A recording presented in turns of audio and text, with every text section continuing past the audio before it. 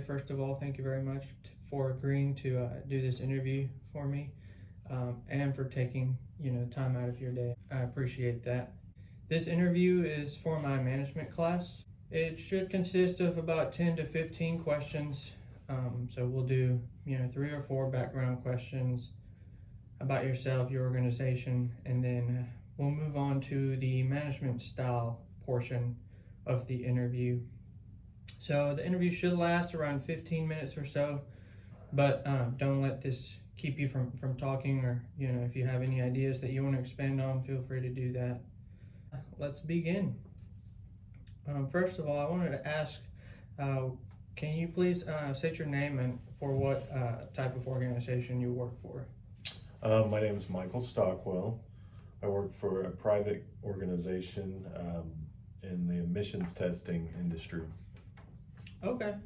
All right. So what is your current position or role in that organization? I'm a senior regional manager. Okay. And how long have you been managing people? A little over a decade. Oh, wow. You got a good amount of experience. A little bit.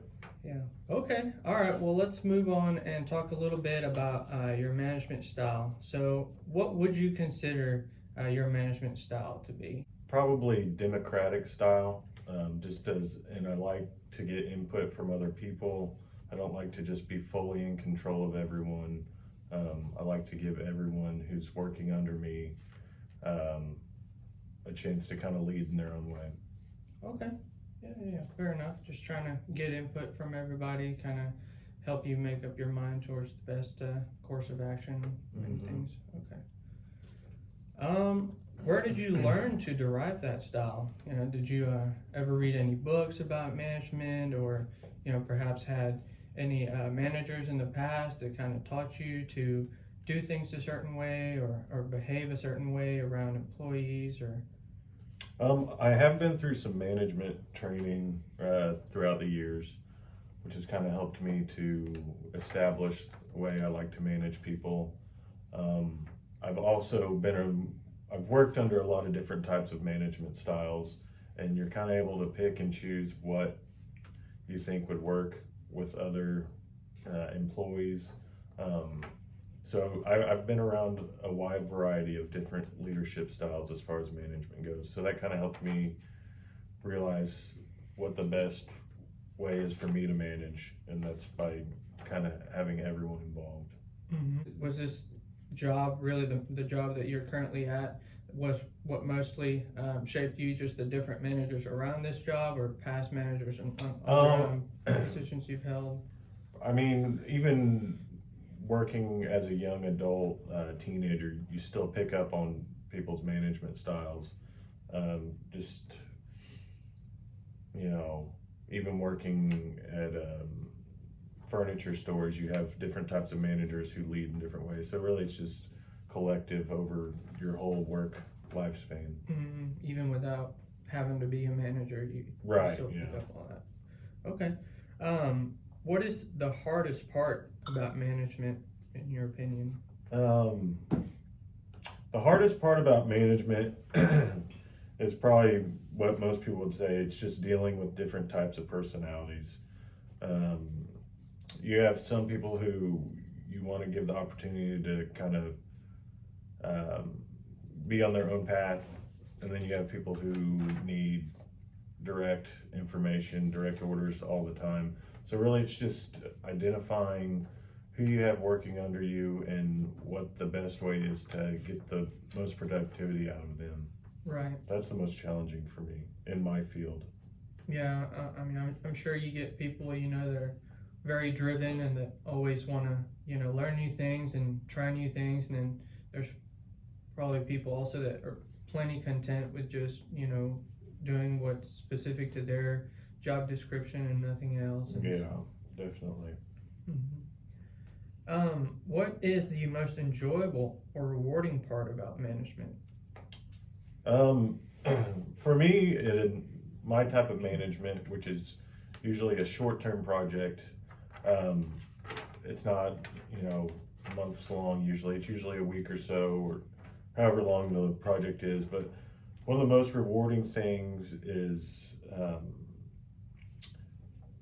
or I guess enjoyable, is being able to complete a project and I'm not having to be involved in every aspect of the project. So you're managing the overall project, but people are also helping manage their tasks inside the project. So that's probably the most rewarding.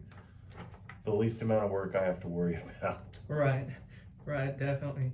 Yeah, so, when you mentioned that your jobs are, your projects are about week-long projects, that brings up another interesting thing to think about, having to switch those people that you manage, every week or so must be kind of challenging and rewarding in its own way because, you're always on your toes, I guess, trying to keep learning about other people's, work styles and ethics and all that stuff. Yes, definitely. It can be a challenge. Mm-hmm. So what is an example of a success and a failure that stands out in your career? Success is, really just continuous growth in my career, as far as not necessarily huge advancements in my roles, but definitely more responsibility throughout the years that's given to me from upper management. I still have a job, so that's obviously a good thing, especially in these times. Correct. Failures, we have failures every day, big or small, but really the thing that bugs me the most is having trained people under me that will leave our industry or leave our company before they've actually reached their full potential, or that they realize that they're about to be at this next level in their career. So that's probably a failure on not just my management style, but sometimes the whole organization, just to not keep someone knowing that we're still interested in helping them succeed, and if they'll stick around, good things are on the horizon. So that's probably my biggest failures, when things like that happen. Right. What have you changed with your management style during your career, and why? I'd say when I first started managing people, I did not trust a whole lot. So I would take all the stress load on myself, even if I had a group of people to delegate tasks to. At the end of the project, I would think everything's on me, so over the years, I realized I don't need all that stress in my life. So when you're able to delegate it to everyone else, task here, task there, it just really takes a lot of pressure off the manager, and it just makes everyone's life a lot easier, and it keeps your employees motivated. Right. So yeah, that does sound like a lot of stress. How do you set expectations with new employees, or change expectations with the employees you currently have or manage? So expectations for everyone that comes in the door is, they're going to advance, and whether they start out hourly or whatever, my expectation is they're going to become a manager one day. That's not always the case, but that's what my expectations are. But you never really know until you get the employee under you and you're managing them, and you actually throw them into the fire and see what they can do. And then once you've done that, at least for me in my industry, you really learn, what this person is good at on their toes. Are they going to be able to just grab onto it and find a solution? Or are they going to be someone who's going to still rely on me, to kind of guide them to the right direction, or the direction I think is right? But really, once you figure that out, then it's pretty, I shouldn't say easy, but then you know which way you need to go with that person. All right. What experience do you have managing individual contributors and or other managers? You know, what is unique about one versus the other? I guess give me an example on what you're wanting there, or what you're asking there. When managing other managers, you know, do you have you had any experiences with maybe a clashing of management styles, or anything of the sort that kind of makes it a little bit tricky to work with other managers? Yeah, it can be challenging at times to work with certain or with other managers, just because some, you know, like I said, want to be fully in control, and some are open to everyone's opinion. Some don't care as long as everyone's doing something. But there definitely needs to be, you know, a collective agreement on what needs to happen. So yeah, I've run into some issues where one manager may kind of shut down because the other manager's more of the leader, I guess. Right. So it can Someone be takes the challenging. lead. So in instances like that, it's always really great, even if that other manager is working under you, to just kind of have a pre-plan before, so you can discuss with that person what's going to happen or what we need to work on together, and you usually get a better outcome. Right. Just kind of talk about what the job scope is and how you guys are going to deal with that, Right. before it is actually happening. Okay. How do you manage those with more experience, or maybe even sometimes more knowledge than you? You know, maybe they've been here longer and, you know a few things that you haven't gone through. So how do you deal with that, having to work with them, even if, you know, sometimes they're working under you? That can normally be a great thing, because you've got that expert to fall back on when you're trying to make decisions for the whole group. I've always enjoyed having a manager that, you know, might have more experience than me working with me or working under me, just because that is, you know, it's like having phone a friend and they're right there to help you through a process, as long as it's the right person and they have a management style that works with your overall management style. Otherwise you're going to start clashing. But yeah, right.